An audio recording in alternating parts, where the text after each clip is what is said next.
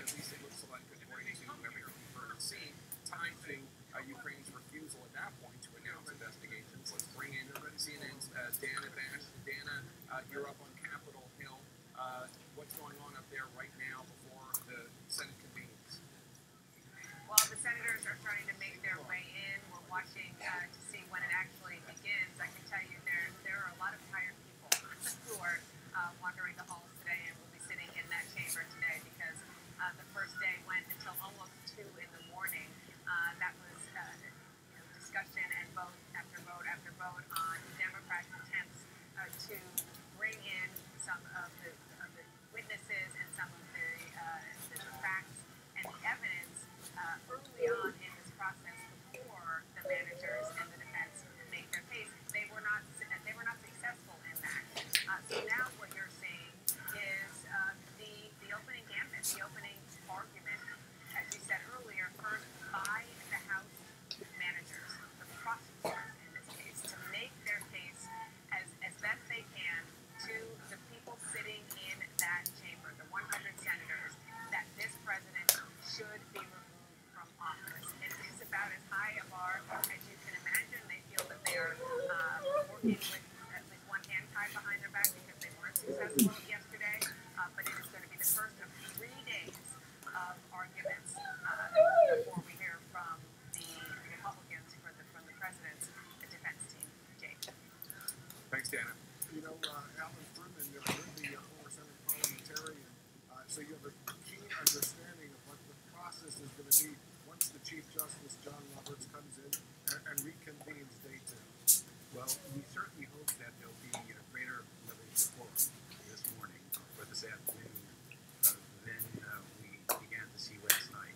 I found it noteworthy that the Chief Justice took it upon himself to reprimand both parties to basically maintain the dignity of the Senate proceedings.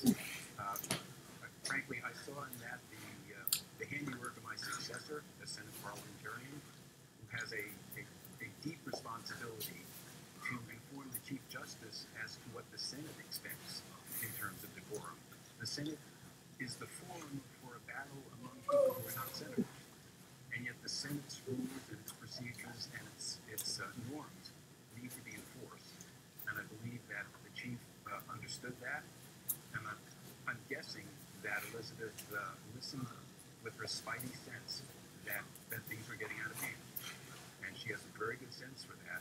And my guess is that she went to the Chief and suggested, we've got a precedent here on point. And to me, it was fascinating that in that precedent, the so-called pettifoggery objection, the objection was raised by Alabama Senator Edmund Pettis. I find that a fascinating side note to this bit of Senate decorum. And so I think it's very important that the Chief Justice does preside. It is truly a remarkable situation, and I'm looking for the Chief to really keep a keen eye on the behavior of the party. And what exactly they had done was one of the House impeachment managers, Congressman Gerald Nadler, the chairman of the House Judiciary Committee, had essentially accused the Senate Republicans of engaging in cover-up. And then the White House counsel, Pat Cipollone, angrily demanded that Congressman Nadler apologize. It's not the kind of comment that will get you kicked off the cable news show. In fact, it might get you rebooked. But for the Senate, it was bad decorum. It's an interesting situation where the Senate has rules. Rule 19 is the rule that we refer to as a shut up and sit down rule that imposes discipline on senators. But the parties here are not senators. And so the primary question is, do the Senate's rules with respect to decorum, and do the Senate's precedents with respect to decorum? Let's go to the Senate right now where they're convening.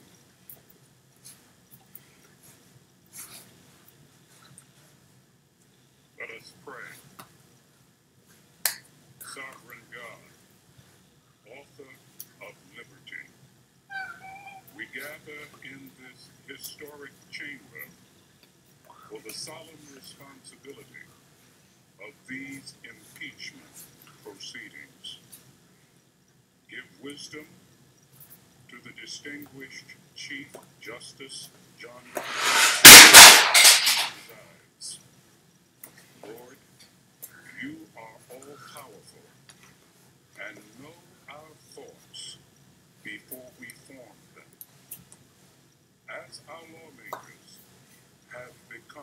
jurors, remind them of your admonition in 1 Corinthians 10:31, that whatever they do should be done for your glory.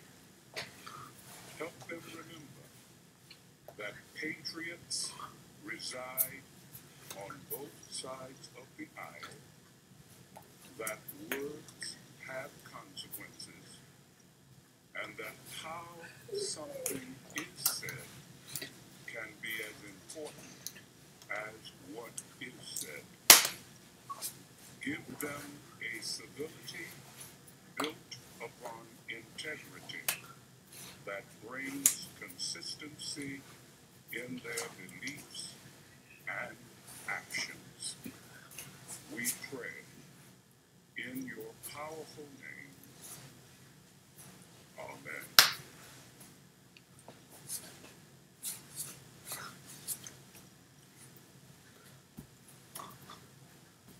Please join me in reciting the Pledge of Allegiance to the flag.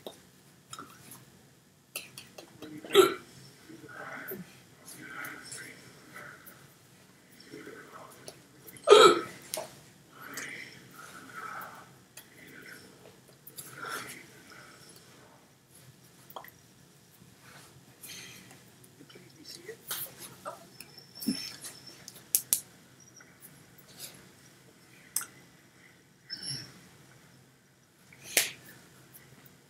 If there is no objection, the journal and proceedings of the trial are approved today. No objection, so ordered. The Sergeant at Arms will make the proclamation.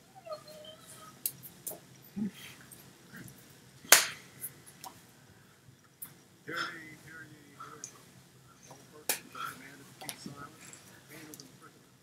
While the Senate of the United States is sitting for the trial of the article of impeachment exhibited by the House of Representatives against Donald John Trump, President of the United States.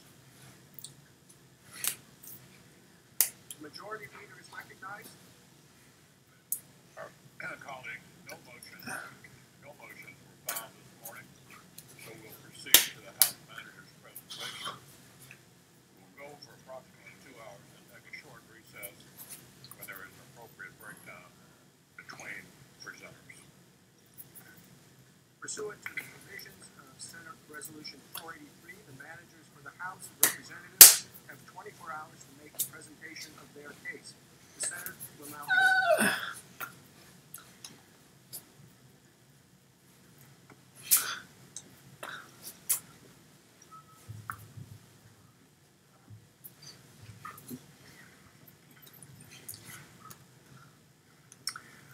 Mr. Chief Justice, Senators, Counsel for the President, my fellow House Managers, I want to begin by thanking you, Chief Justice, for a very long day, for the way you have presided over these proceedings.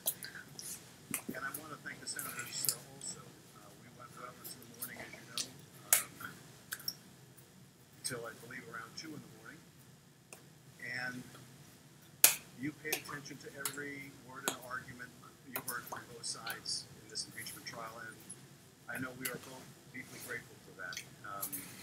It was an exhausting day for us, certainly, but we have adrenaline going through our veins, and for those that are required to sit and listen, it is a much more difficult task. And of course, we know our positions. You have the added difficulty of having to weigh the facts and the law. So I want to begin today by thanking you for the conduct of the proceedings yesterday, and for inviting your patience as we go forward. We have some very long days yet to come.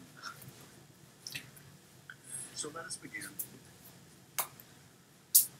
When a man, unprincipled in private life, desperate in his fortune, bold in his temper, possessed of considerable talents, having the advantage of military habits, despotic in his ordinary demeanor, known to have scoffed in private at the principles of liberty, when such a man is seen to mount the hobby horse of popularity, to join in the cry of danger to liberty, to take every opportunity of embarrassing the general government and bringing it under suspicion, to flatter and fall in with all the nonsense of the zealots of the day, it may justly be suspected that his object is to throw things into confusion, that he might ride the storm and direct the whirlwind.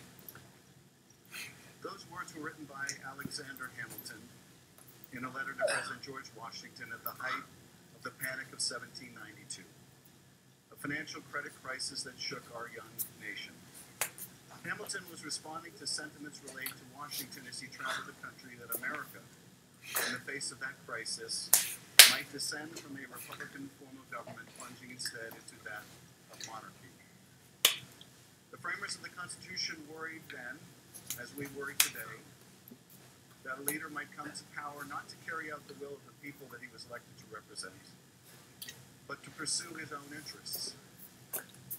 They feared that a president would subvert our democracy by abusing the awesome power of his office for his own personal or political gain. And so they devised a remedy as powerful as the evil it was meant to combat: impeachment. As centuries have passed, our founders have achieved an almost mythical character. We are aware of their flaws, certainly some very painful and pronounced indeed. And yet, when it came to the drafting of a new system of government never seen before and with no guarantee it will succeed, we cannot help but be in awe of their genius. Their prescience, even, vindicated time and time again. Still, it may be because of their brilliance and the brilliance of their words we find year after year more difficult to imagine them as human beings. This is no less true of Alexander Hamilton, notwithstanding his recent return to celebrity. But they were human beings. They understood human frailties even as they exhibited them. They could appreciate just as we can how power can corrupt, and even as we struggle to understand how the framers might have responded to presidential misconduct of the kind and character that we are here to try, we should not imagine for one moment that they lacked basic common sense or refused to apply it ourselves. They knew what it was like to live under a despot, and they risked their lives to be free of it. They knew they were creating an enormously powerful executive, and they knew they needed to constrain it. They did not intend for the power of impeachment to be used frequently or over mere matters of policy, but they put it in the Constitution for a reason. For a man who would subvert the interests of the nation to pursue his own interests.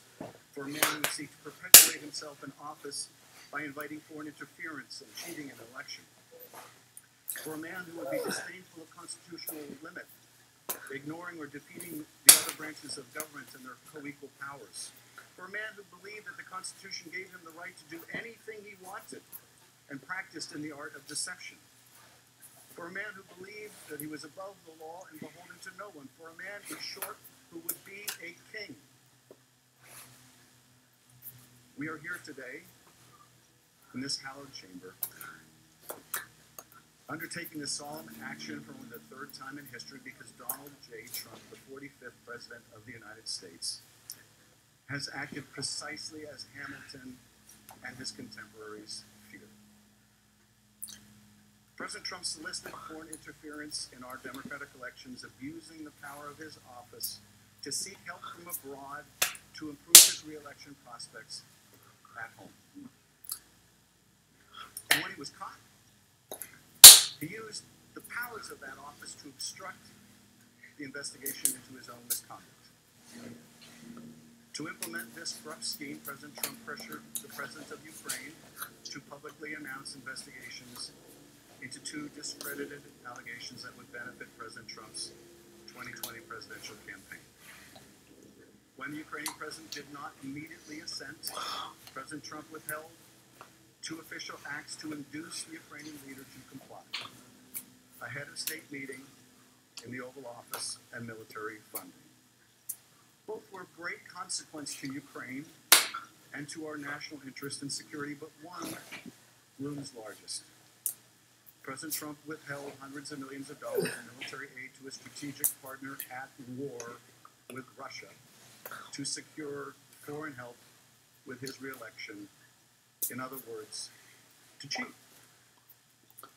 In this way, the president used official state powers available only to him and unavailable to any political opponent to advantage himself in a democratic election. His scheme was undertaken for a simple but corrupt reason: to help him win re-election in 2020. But the effect of his scheme was to undermine our free and fair elections and to put our national security at risk.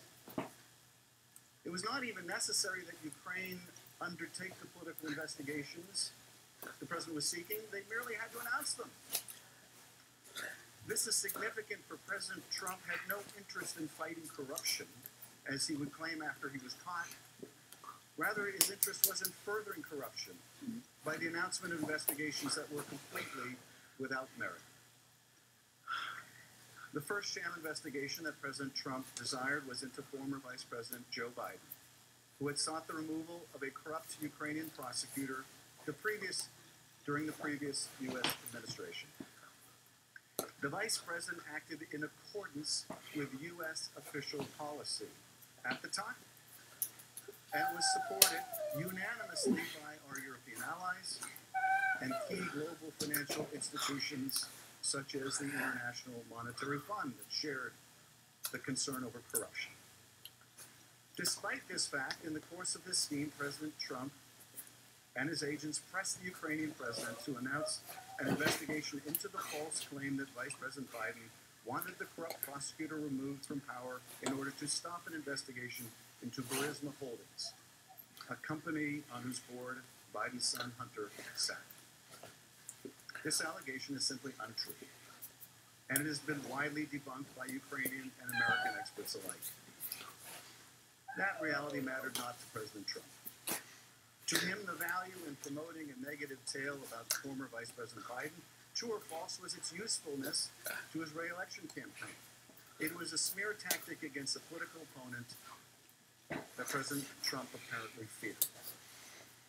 Remarkably, but predictably, Russia too has sought to support this effort to smear Mr. Biden, reportedly hacking into the Ukrainian energy company at the center of the president's disinformation campaign only last week. Russia almost certainly was looking for information related to the former vice president's son, so that the Kremlin could also weaponize it against Mr. Biden, just like it did against Hillary Clinton in 2016, when Russia hacked and released emails from her presidential campaign. And President Trump has made it abundantly clear that he would like nothing more than to make use of such dirt against Mr. Biden, just as he made use of Secretary Clinton's hacked and released emails in his previous presidential campaign. Which brings us to the other sham investigation that President Trump demanded that the Ukrainian leader announce. This investigation was related to a debunked conspiracy theory alleging that Ukraine, not Russia, interfered in the 2016 presidential election. This narrative, propagated by the Russian intelligence services, contends that Ukraine sought to help Hillary Clinton and harm then-candidate Trump, and that a computer server providing this fiction is hidden somewhere in Ukraine. That is the so-called CrowdStrike conspiracy theory. This tale is also patently false, and remarkably, it is precisely the inverse of what the U.S. intelligence community's unanimous assessment was, that Russia interfered in the 2016 election in swooping